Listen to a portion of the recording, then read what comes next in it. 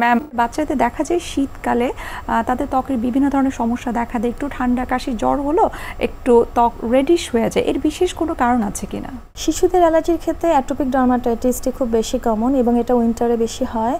আর বাবা মার থাকলে সেটি তো progressive। অ্যাটোপিক ডার্মাটাইটিসের একটি হলমার্কই হচ্ছে যে প্যারেন্টসদের থাকতে পারে, মানে পরিবারের হিস্ট্রি বা ফ্যামিলির হিস্ট্রিটা থাকে এবং এটি ইচি হয়, ডিসকমফোর্ট হয়, স্পেসিফিক কিছু জায়গায় হয় এবং অ্যাটোপিক মার্চ থাকে। এবং যাদের অ্যাটোপিক ডার্মাটাইটিস থাকে তাদের অন্যান্য অ্যালার্জি যেমন যে কোনো ফুড, ড্রাগ বা ডাস্ট এগুলোতে খুব সে ভার্নারেবল হয়, খুব সহজে সে আক্রান্ত হয়ে যেতে পারে। তো শিশুদের ক্ষেত্রে খুবই সতর্ক থাকতে হবে আর অ্যালার্জিকে অ্যাভয়েড করতে হবে। যদি আমি ডাস্টের ক্ষেত্রে আসি, আউটডোর ডাস্ট তো আছে, সেখানে মাস্ক পরা বাচ্চাদের ক্ষেত্রে একটু, কিন্তু কোভিডে আমরা অনেকখানি অভ্যস্ত হয়ে গেছি। দেখি যে আমরা 1 বছরের শিশুকে, আমি যখন এয়ারপোর্টে ট্রাভেল করেছি, যে 1 বছরের একজন বেবিকেও আমরা দেখেছি যে মাস্ক পরে তাদের প্যারেন্টসরা ট্রাভেল করছে। তো আউটডোরে যখন পোলেন এ ধরনের হবে তারা একটু মাস্ক পরবে আর তাদের ঘরে নিয়ে এসে কাপড়টা ধুয়ে ফেলতে হবে। আচ্ছা। আর ইনডোরের ক্ষেত্রে যদি দরজা জানলা বন্ধ থাকতে হবে, পোলেনের ক্ষেত্রে ঘরের মেঝে শুষ্ক রাখতে হবে, কারণ ফাটল থেকে স্যাঁতস্যাঁতে মেঝে বা আমাদের ইনডোর যে প্ল্যান্টগুলো আছে এগুলো টাপ থেকে কিন্তু মোল্ড অ্যালার্জি হয়। ফার্নিচারগুলোকে একেবারে দেয়াল না ঘেঁষে একটু স্পেস রাখতে হবে যেন আমরা ক্লিন করতে পারি। ক্রস ভেন্টিলেশনের ব্যবস্থা করতে হবে আর একটু হিউমিডিফায়ারের ব্যবস্থা করতে হবে। ইনডোর যে ডাস্ট বা মাইট এগুলো কার্পেটে এবং আমাদের বিছানা ম্যাট্রিক্স এবং বেডশিটে থাকে।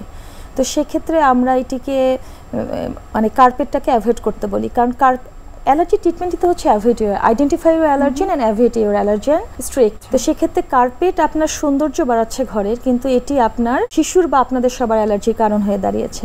আর অ্যালার্জি ম্যানেজমেন্টের প্রথম বিষয়টি কি জানেন? এখানে স্যাক্রিফাইস করতে হয় ফ্যামিলি মেম্বারদেরকেও, ফ্রেন্ডদেরকেও।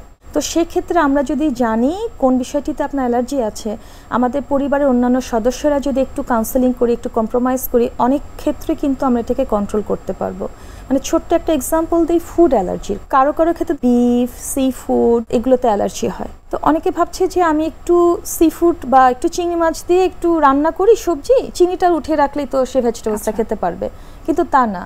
এই যে রান্না করছে একটু মলিকুল গিয়েও কিন্তু তার জন্য থ্রেটেনিং হয়ে যাচ্ছে। অনেক ফ্যামিলিতে আমি দেখেছি যে একজনের অ্যালার্জি থাকলে তারা সবাই মিলে ওটাকে স্যাক্রিফাইস করে, তারা এই খাবারটি তারা অ্যাভয়েড করে। এবং আমরা আরেকটি ব্যাপার দেখি যে ফ্রেগ্রেন্সও অ্যালার্জি হয়, পারফিউম অ্যালার্জি হয় এবং আমরা যে এয়ার ফ্রেশনার ব্যবহার করি সেগুলোতেও অ্যালার্জি হয়। এবং অনেক বাচ্চাদের মধ্যেও কিন্তু এই ফ্রেগ্রেন্স রিলেটেড অ্যালার্জি জনিত সমস্যা অনেক বেশি এখন কিন্তু দেখা যায়। সেক্ষেত্রে আমরা সবসময় hypo allergic fragrance free product তার জন্য। কিন্তু একজন মা যদি শিশুকে কোলে নেয়, সে যদি ফ্রেগ্রেন্স ব্যবহার করে যে ফ্রেগ্রেন্সের শিশু অ্যালার্জি, তখন কিন্তু তার জন্য সেটি অ্যালার্জেন। তো সেক্ষেত্রে এই বিষয়, ছোট ছোট বিষয়গুলো যদি আমরা খেয়াল করি, অ্যালার্জিকে তো কিওর করা সম্ভব না, আমরা সবাই মিলে কিন্তু এটাকে কন্ট্রোল করতে পারি। এই যে আপনি কিওরের কথা বললেন, এই কিওর নিয়ে আমরা একটু বিস্তারিত জানবো, তবে তার আগে একটা বিরতি নিয়ে নিচ্ছি। সুপ্রিয় দর্শক, আপনারা দেখছেন এনটিভি নিয়মিত স্বাস্থ্য বিষয়ক আয়োজন স্বাস্থ্য প্রতিদিন, এই অনুষ্ঠানটি।